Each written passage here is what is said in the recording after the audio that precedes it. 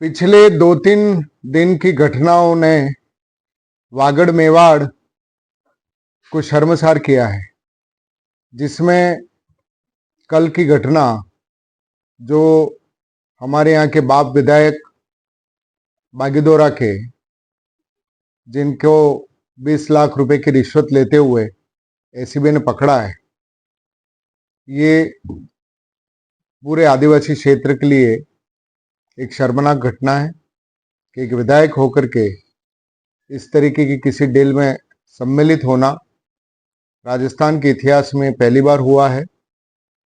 ये गंभीर विषय है कि जो जनप्रतिनिधि चुन करके जाते हैं वो इस तरीके के ब्लैकमेलिंग के धंधे में अगर शामिल होंगे तो आदिवासी क्षेत्र और यहाँ के युवाओं को जो सपने दिखाए थे उसका ये क्या करेंगे।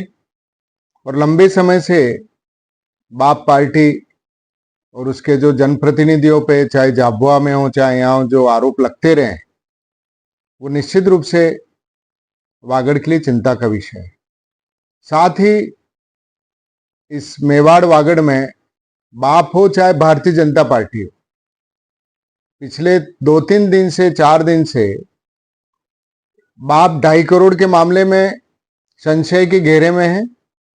2.5 करोड़ के तो भारतीय जनता पार्टी के नेता 3 करोड़ के आरोप के संशय में है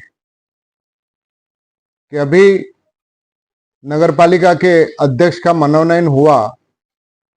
जो मैंने सुना है, जो बाजार में चर्चा है कि इनके पार्षदों की कोई बैठक हुई, उसमें एक सीनियर पार्षद ने नेताओं के सामने ये बात रखी कि हम 2 दिन से जयपुर थे, 9-10 पार्षद, वहां पे आशीष गांधी ने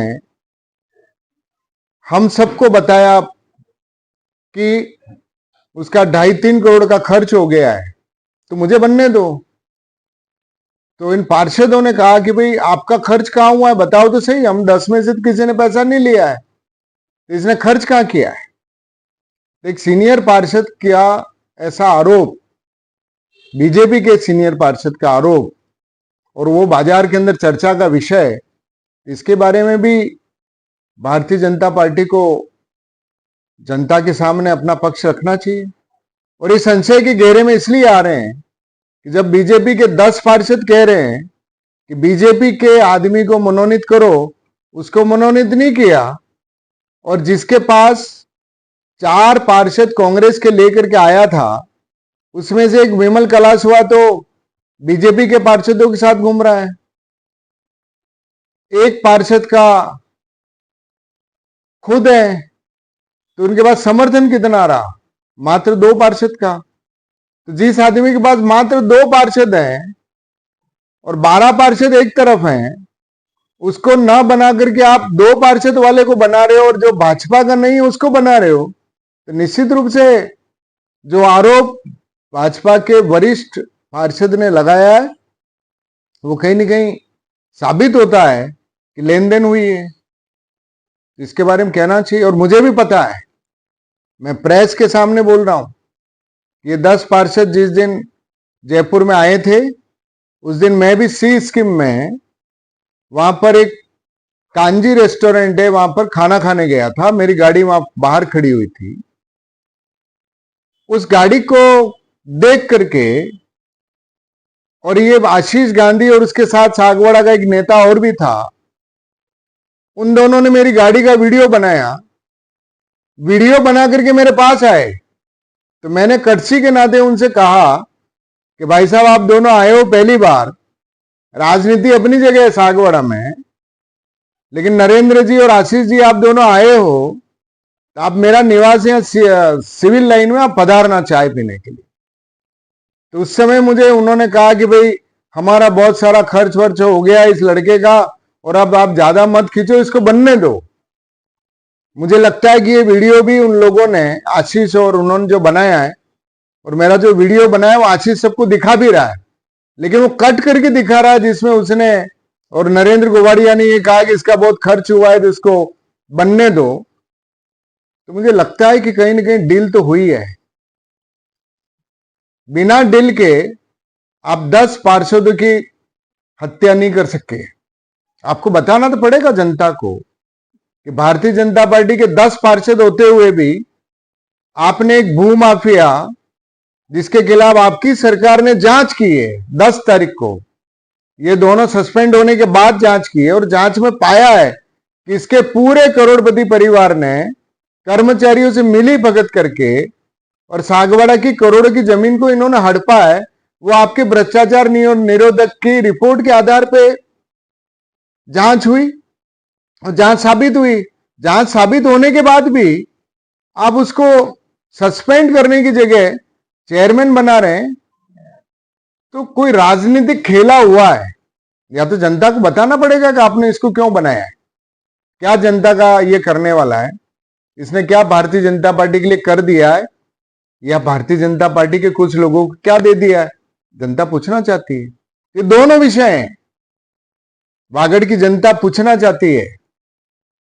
बीजेपी के नेताओं से भी 3 करोड़ के मामले को लेके और 2.5 करोड़ की जो डील है बाप के विधायक ने की है और 20 लाख रुपए लेते हुए पकड़ा गया है, ये पूरे आदिवासी समाज को, आदिवासी क्षेत्र को और वागड़ और मेवाड़ को ये दोनों घटनाएं शर्मसार कर गई। तो मैं इस प्रेस के मार्फत सागवाड़े की जनता से भी निवेदन करना चाहता हूं कि राजनीति तो होती रहेगी, लेकिन जिनका मनोनयन हुआ है किस आधार पे हुआ है, भारतीय जनता पार्टी बताए तो सही किस आधार पे हुआ है।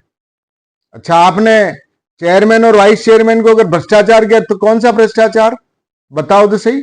आपने कहा है कि बिल्डिंग गिराई है, तो बिल्डिंग तो गिरानी पड़ती है, पुरानी है तो। और पट्टा तो उसके राजू गांची ने अपना पुश्तैनी जमीन का पट्टा लिया है, आपके आशीष गांधी और उसके परिवार के लोगों ने जो नगर पालिका की भूमि का पट्टा नहीं लिया। अब लेन देन आगे बढ़ रहा है।